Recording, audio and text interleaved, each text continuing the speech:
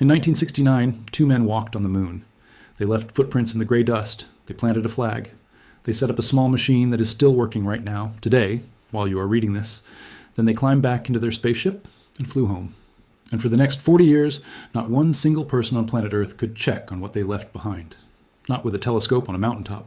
Not with the biggest, most expensive telescope ever built by humans. Not with any telescope at all. That should sound impossible to you. We can point our telescopes at galaxies so far away that their light took billions of years just to reach us. We can zoom in on stars that blew up before dinosaurs ever existed. But for 40 straight years, we could not see a machine the size of a small car, sitting quietly on our own moon, only a few 100,000 kilometers from where you are sitting right now. Here's the strange part. It is not because our telescopes are bad. Our best telescope, one of the most amazing machines ever built by human hands, is basically perfect. The problem is something much stranger. It is something built into the very nature of light itself, something no amount of money, no amount of clever engineering, and no amount of trying harder can ever fully fix. And when scientists finally did find a clever trick to see that spot again, what they found was strange and honestly a little bit eerie. A flag that is not standing anymore, trails in the dust that are somehow still there, more than half a century later. And a tiny glass machine that is still working, still answering every single time we call it. But that is slowly, mysteriously going quiet, for a reason nobody has fully figured out yet. Stick around, because by the end of this video, you're going to understand exactly why the most powerful telescopes ever built are completely blind on our own moon, and what we finally discovered when we got close enough to look for real. Section 1. The place time forgot. Let's go back to July the 20th, 1969. Two astronauts named Neil Armstrong and Buzz Aldrin flew a small spacecraft called the Eagle down onto a flat gray patch of the moon called the Sea of Tranquility. Do not let the name fool you. There is no water there at all. It just looks like a calm, dark ocean when you look up at the moon from your backyard on a clear night. The two men spent about 22 hours on the surface. In that short amount of time, they got a lot done. They planted a flag. They walked around and left footprints all over the dusty ground. They set up science tools to study moonquakes and the moon's surface. And they took photos, including one very famous shot of their lander, sitting on the gray ground with planet Earth hanging above it in the pitch black sky. Then when it was time to leave, they climbed back into the top half of their spacecraft and blasted off into space. They left the bottom half behind. That bottom half is called the descent stage, and it is still sitting right there today, silent, alone, covered in a light coating of moon dust. Here is the part that is hard to wrap your head around. Nobody has ever gone back to that exact spot, not one single astronaut. Not one robot, at least not for the first 40 years after they left. So for 4 whole decades, humans knew about a real place. A place we could point to on a map of the moon, a place we knew exactly what happened there, but we could not actually look at it, not even a blurry picture. Try to imagine knowing there is a room somewhere that you cannot ever open the door to. You know what is inside. You know it is real. But no matter what you try, you simply cannot see it for yourself. That is exactly what the Apollo 11 landing site was like for scientists for almost half a century. Naturally, people wanted answers. Is the flag still standing tall after all these years? Are the footprints still there, or did something erase them? What does more than 50 years of being completely alone on a silent, airless world actually do to the things we left behind? The obvious answer seems pretty simple, right? Just grab a really powerful telescope and look. We have giant telescopes sitting on top of mountains here on Earth. We even have the Hubble Space Telescope floating high above our planet, way above all the messy clouds and shaky air that mess up pictures taken from the ground. Surely one of those amazing machines can just zoom in and settle this once and for all. Nope, not even close. And the real reason why is honestly one of the strangest, most surprising facts about telescopes you will ever hear in your life. To really understand it, we first need to clear up one huge misunderstanding that trips up almost everybody, including some very smart people who have spent years arguing about the moon landing without ever knowing this one simple fact. Before we get into that, do me a quick favor and hit that like button. Here's a real reason to actually do it, not just some empty request. This channel takes huge space mysteries just like this one and breaks them down into simple, easy-to-follow explanations, so you actually understand the surprising why behind the facts, instead of just hearing a random trivia fact and forgetting it 5 minutes later. If that sounds like something you enjoy, subscribing means you will never miss the next one of these. Now, let's get into exactly why our best telescopes are basically blind when it comes to the moon. Section 2. Why even? Our best telescopes cannot see it here is a question that sounds like a total gotcha question at first. If we can point a telescope at a galaxy that is billions and billions of kilometers away and still get a stunning, detailed picture back, why can we not point that same telescope at our own moon which is basically right next door in space terms, and see a machine that is a few meters wide? It really does seem like it should be easy. The moon is close, super close, actually, only about 380,000 kilometers away. That is nothing compared to a galaxy that is trillions and trillions of kilometers away. But here comes the twist that changes everything. Seeing something clearly is not only about how far away it is about how big that thing is compared to the distance you are looking across. Let me explain this in a way that will actually click for you. Grab your phone right now, or just picture doing it in your head. Open up any photo and start zooming in as far as your fingers will let you. At first, zooming in helps a lot. You see more little details pop out, but at some point, zooming in stops helping completely. The picture just turns into a big blurry mess of colored squares. You're not actually seeing any new detail anymore. You are just making the same blur bigger and bigger on your screen. That is basically what happens with every telescope ever built, too. There is always a limit to how much detail a telescope can actually pull out of the light coming from something far away.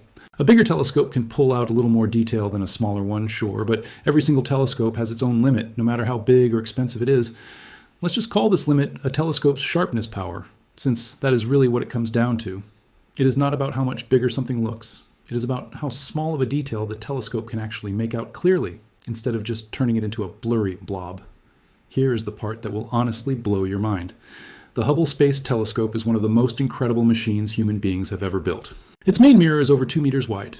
It floats high above Earth's atmosphere, far away from all the shimmer and wobble that mess up pictures taken from the ground.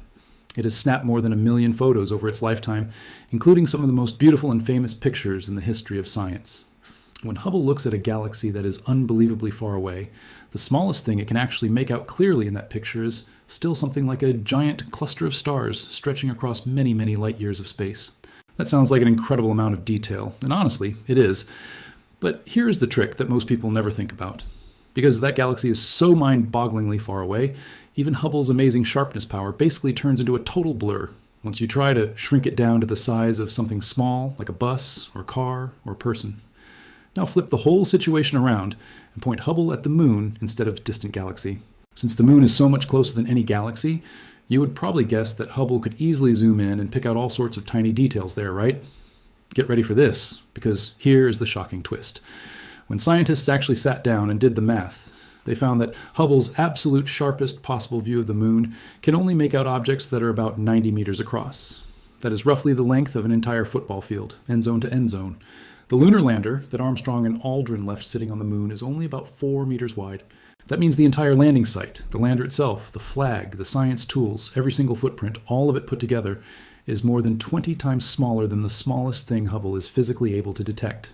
To Hubble, one of the most powerful telescopes in the history of the entire human race, the very first place humans ever set foot on another world in the whole universe, is nothing more than a single tiny blurry gray dot.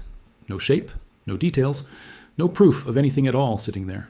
Scientists have actually pointed Hubble at the moon a handful of times over the years just to test this idea for themselves. And every single time they found exactly what the math had already predicted. You can clearly see craters. You can see the shape of mountains and valleys. But there is absolutely zero sign, not even a hint, of anything humans left behind down there. It simply disappears completely into the gray. At this point, you might be thinking, okay, fine, but what about newer, way more powerful telescopes? What about the James Webb Space Telescope? The incredible one that is even bigger and even more advanced than Hubble, the one that has taken those jaw-dropping pictures of deep space that went viral all over the internet? Here's where things get even more surprising. Webb actually cannot help us out here either, and the reason is honestly kind of clever once you understand it. Webb was specially built to study a different type of light than Hubble mostly uses, a type that is amazing for peering straight through thick clouds of space dust to see extremely distant ancient galaxies. The problem is, that particular type of light is naturally blurrier than the kind Hubble usually works with. So even though Webb's mirror is physically bigger than Hubble's, its actual sharpness power on the moon ends up being roughly the same as Hubble's, or in some cases, even worse. Neither one of these incredible machines can see a lunar lander, not even close. So here's a fair question. Could scientists just build an even bigger telescope someday and finally solve this from right here on Earth? Actually, yes. In theory, they could. But get ready to hear exactly how enormous that telescope would need to be. To see the lunar lander as even just a single tiny dot of light in a photo, nothing more than a speck, you would need a telescope mirror that is at least 200 meters wide. And if you actually wanted to see its real shape, not just a single dot, you would need a mirror stretching several kilometers across the sky. For a little bit of comparison, the biggest telescope mirrors that exist on planet Earth right now are only about 10 meters wide. We are talking about needing something dozens and dozens of times bigger than literally anything humans have ever built in history. And even if some genius engineer somehow built that impossibly huge telescope, it would still run into one more massive problem. Every single telescope sitting on the ground has to look straight through Earth's air to see anything at all. Air is not perfectly clear and still like glass. It shimmers, wobbles, and shifts around constantly, kind of like how a road looks wavy and blurry on a really hot sunny day. That wobble blurs absolutely everything we try to look at from down here on the ground, no matter how good or how expensive the telescope pointed up at the sky happens to be. So here's where we land after all of that. It is not that our telescopes are somehow bad or badly built. Hubble's giant mirror is basically as perfect as human engineers know how to make it. It has been fixed, upgraded, and carefully polished across years and years of space missions by teams of brilliant scientists. The real problem here has nothing to do with engineering at all. It comes down to something built directly into the nature of light itself, something that absolutely no amount of money or clever thinking can fully get around from so incredibly far away. If the telescope truly cannot get close enough to see it clearly, then there's really only one option left on the table. You have to send a telescope, or really more like a camera, all the way to the moon itself, and let it get up close and personal. And that is exactly what finally happened, more than 40 years after the Apollo 11 astronauts first left. To understand exactly what changed everything and finally solve this decades-old mystery, we need to talk about a small robotic spacecraft that managed to do something no human eye on Earth had been able to do for 40 long years. Section 3, the little camera that finally saw it. In the year 2009, NASA launched a small robotic spacecraft called the Lunar Reconnaissance Orbiter. Most people just call it LRO for short, since that full name is a mouthful. Its entire job was to fly around and around the moon and map out its surface in way more detail than anyone had ever managed before. Here is something that sounds completely backwards at first, and it might even confuse you a little. The camera on board LRO has a mirror that is only about 20 centimeters wide. Remember, Hubble's mirror is over 2 meters wide, which makes it more than 10 times bigger than LRO's tiny camera. Based on everything we just learned about sharpness, power, and mirror size, LRO's small camera should be completely outclassed by Hubble in every single way. It should be way worse at picking out fine details. But there is one absolutely massive difference between the two, and it changes everything. LRO was not stuck far away, sitting 380,000 kilometers from the moon like Hubble is. LRO was flying in a low, tight orbit right around the moon itself, at times swooping down to just 50 kilometers above the surface. Sometimes, during certain passes, it flew even closer than that. And here is the trick that flips the whole story upside down. Distance beats size, almost every single time. A small camera flying up close will beat a giant telescope sitting far away, again and again. Think of it like trying to see the tiny details on your friend's shirt. You could stand a mile away and use a huge, expensive zoom lens, and you would still probably miss the small stuff. Or you could just walk right up next to your friend and look with your own 2 eyes. Standing close almost always wins, even with a much simpler tool. So in July of 2009, only weeks after launch, while LRO was still slowly settling into its final, closest orbit around the moon, its camera happened to pass directly over the Sea of Tranquility. This moment landed almost exactly 40 years to the day after Armstrong and Aldrin had first touched down there. And there it was, a small, dark, angular shape casting a long shadow stretching across the flat, gray moon dust. It was the bottom half of the Eagle lander, sitting exactly where it had been left behind, completely alone, for 40 straight years, finally caught by a camera for the very first time since the astronauts flew away. Just try to imagine how it must have felt for the scientists watching those brand new images come streaming in on their screens. For 40 entire years, this exact spot had been an unsolvable mystery. Nobody could check on it. Nobody could prove anything about it. And then, in a single instant, there it was. Real. Confirmed. Actually photographed with a real camera for the whole world to finally see. That very first picture was actually snapped before LRO had even settled into its very best orbit yet. Once the spacecraft finally locked into its closest, sharpest mapping orbit, its camera became even more powerful. It could pick out details as small as half a meter across, which is roughly twice as sharp as that very first exciting photo had been. Later on, from an even lower and closer pass, flying only about 24 kilometers above the surface, LRO captured something that gives people actual chills every single time they see it for the first time. Around the lander, there are thin, winding dark trails carved into the light gray dust. They wander away from the lander over toward different science tools that the astronauts had carefully set up nearby. One trail even wanders off toward a small dip in the ground called Little West Crater. which is a spot Armstrong walked over to explore during a short solo trip near the very end of the mission. Here is the truly wild part. Those thin, snaking dark lines in the photo are the actual paths that Neil Armstrong and Buzz Aldrin walked almost 60 years ago now. To be completely clear, you cannot actually make out individual footprints from that high up, not one by one. A single boot print is simply too tiny and too faint to show up clearly, even in these amazing new photos. What you are truly looking at is the trail itself, the exact path where the very top layer of moon dust got stirred up, disturbed, and darkened by two human beings walking back and forth across it. And that darker trail is still clearly visible from space today, decades and decades later. LRO did not stop there either. It went on to photograph every single spot where astronauts had landed during all of the Apollo missions. At one of the later landing sites, you can even make out long, winding lines stretching for kilometers across the ground. Those are actual tire tracks left behind by the small electric moon buggy the astronauts drove around to explore. They look so crisp, so clean, and so fresh that it honestly looks like they were made yesterday afternoon, even though it has actually been more than 50 years since anyone drove there. So now here comes the real question that this whole amazing discovery opens up. If literally nobody has walked on that ground in over half a century, why does everything still look so perfectly preserved, almost untouched by time itself? Is the moon really some kind of frozen time capsule where absolutely nothing ever changes at all?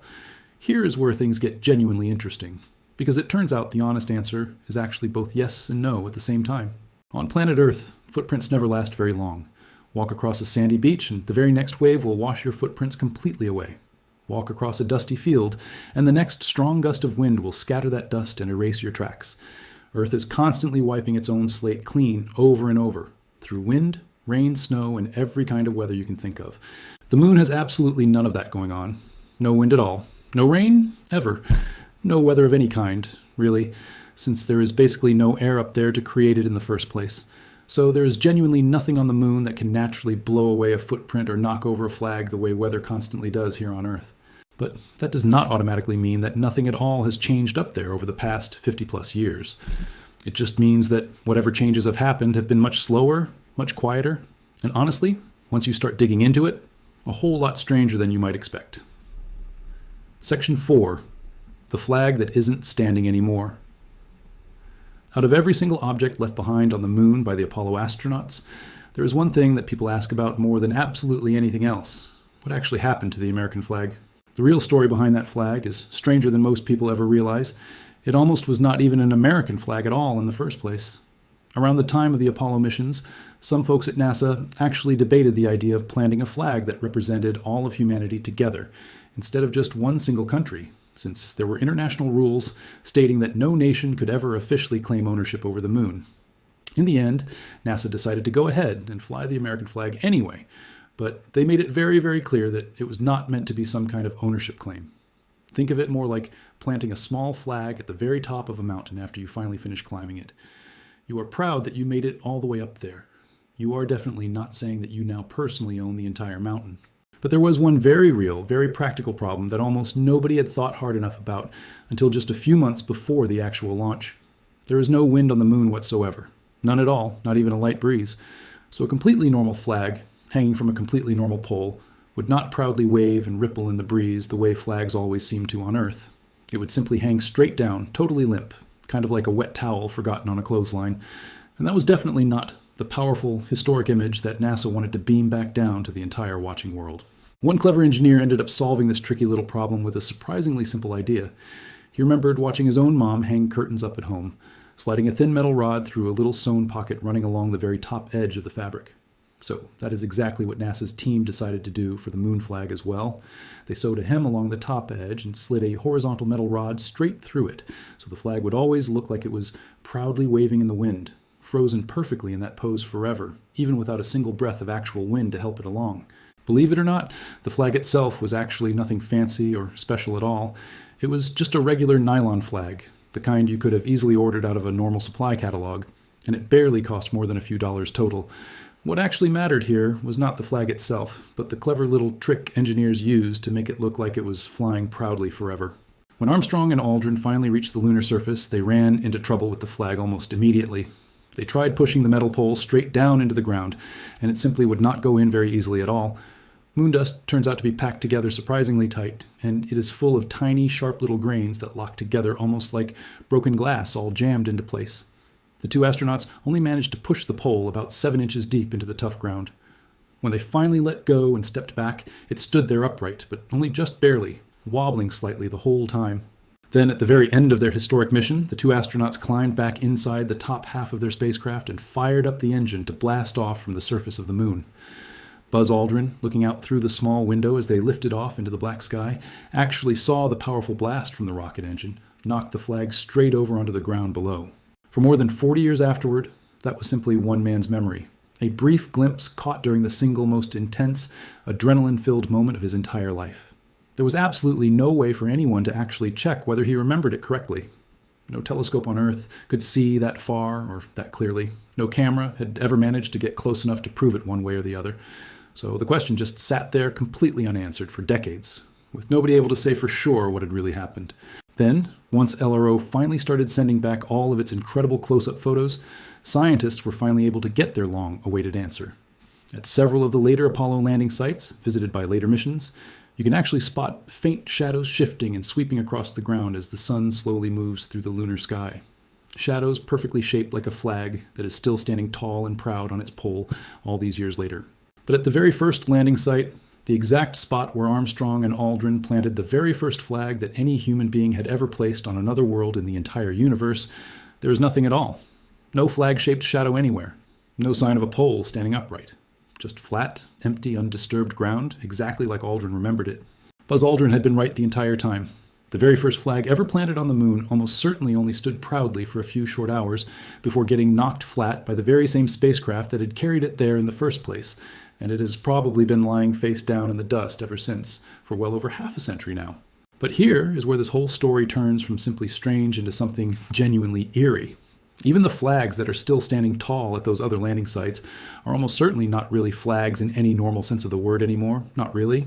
Just stop and think for a second about what it actually means to sit outside, completely exposed on the moon for over 50 straight years.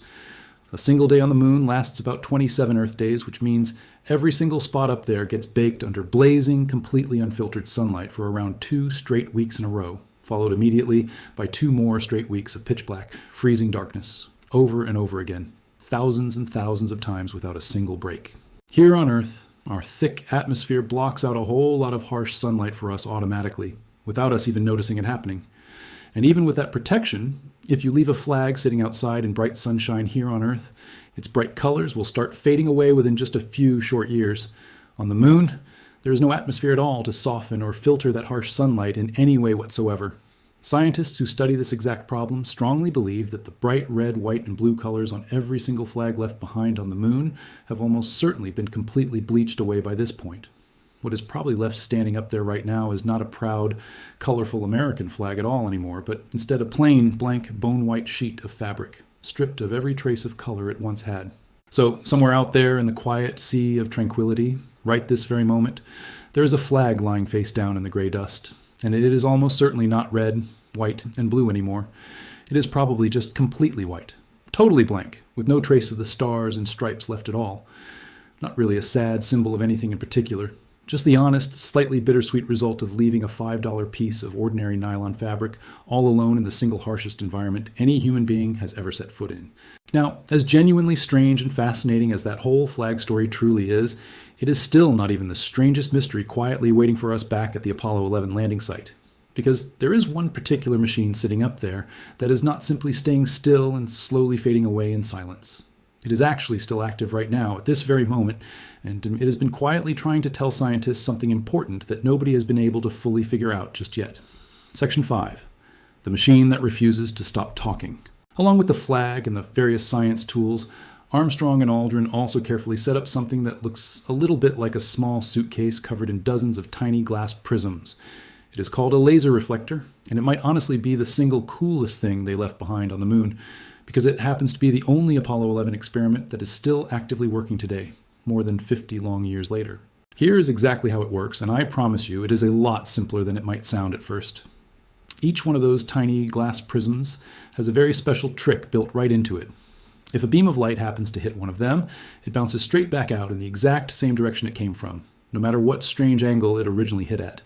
It is kind of like a mirror that is somehow magically always aimed perfectly back at you, even if you are standing off to the side instead of directly in front of it. Scientists here on Earth use extremely powerful lasers, aimed carefully through giant telescopes, to fire a tight beam of light all the way across empty space toward that small reflector sitting on the moon. That beam of light has to cross almost 400,000 kilometers of completely empty, silent darkness, bounce perfectly off those tiny glass prisms, and then travel all the way back to Earth again. By very carefully timing exactly how long that entire round trip takes to happen, scientists are able to measure the precise distance between the Earth and the Moon with incredible accuracy, down to a level of precision smaller than the width of your fingernail. This small little reflector needs no batteries at all and has absolutely no moving parts whatsoever, so it basically cannot ever break down in any normal, ordinary way. Scientists have been bouncing laser beams off of it consistently since all the way back in 1969, and it has given us tens of thousands of incredibly precise distance measurements over the many decades since then.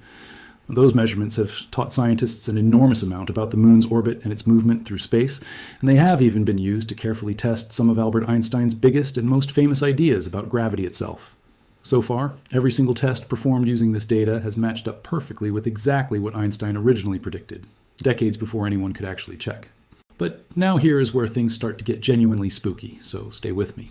Starting back in 2006, a brand new, much more powerful laser station built in New Mexico started bouncing its own laser beams off of this exact same reflector. And almost right away, scientists there noticed something strange happening. The amount of light bouncing back to them was way weaker than it should have been, based on all of their careful calculations. Not just a tiny bit weaker either, the signal was coming back roughly 10 times fainter than scientists had expected it to be. And somehow, it actually gets even stranger than that.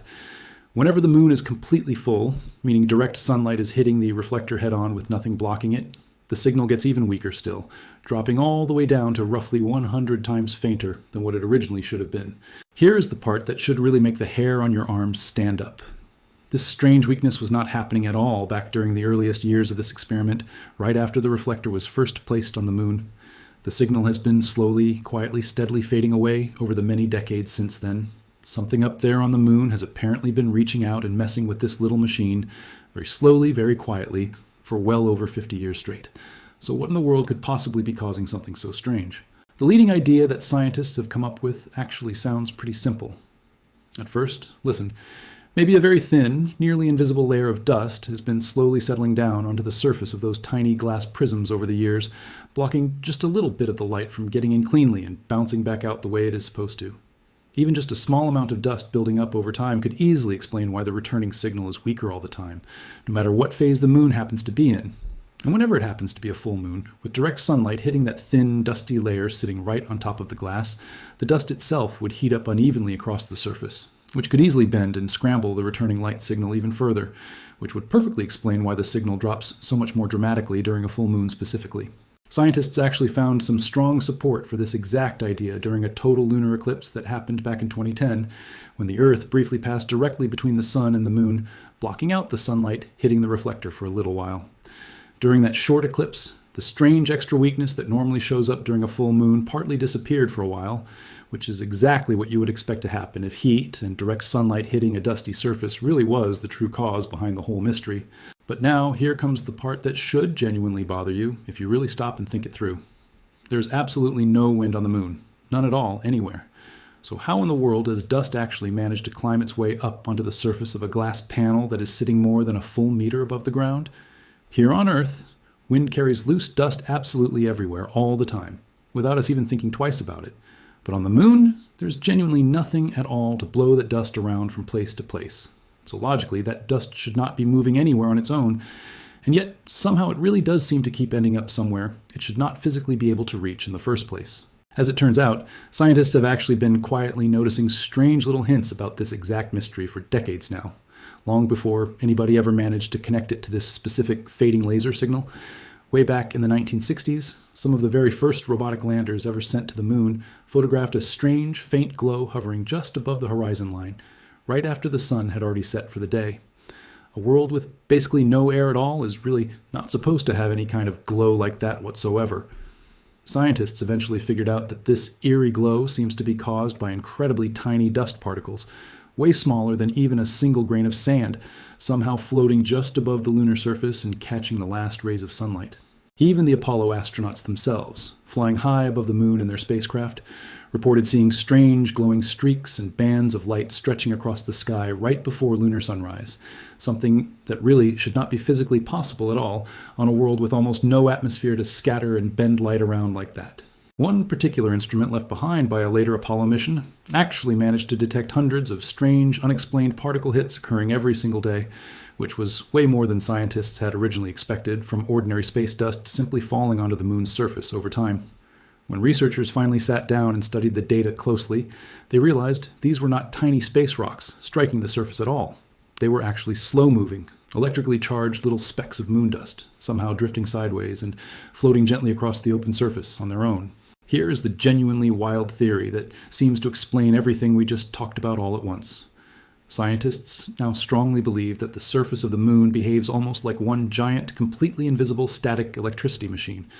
During the long lunar daytime, harsh, unfiltered sunlight knocks tiny electrically charged particles loose from the dust below, giving that dust a slight electric charge overall, sort of like how rubbing a balloon back and forth across your hair gives it a static charge that makes your hair stand straight up.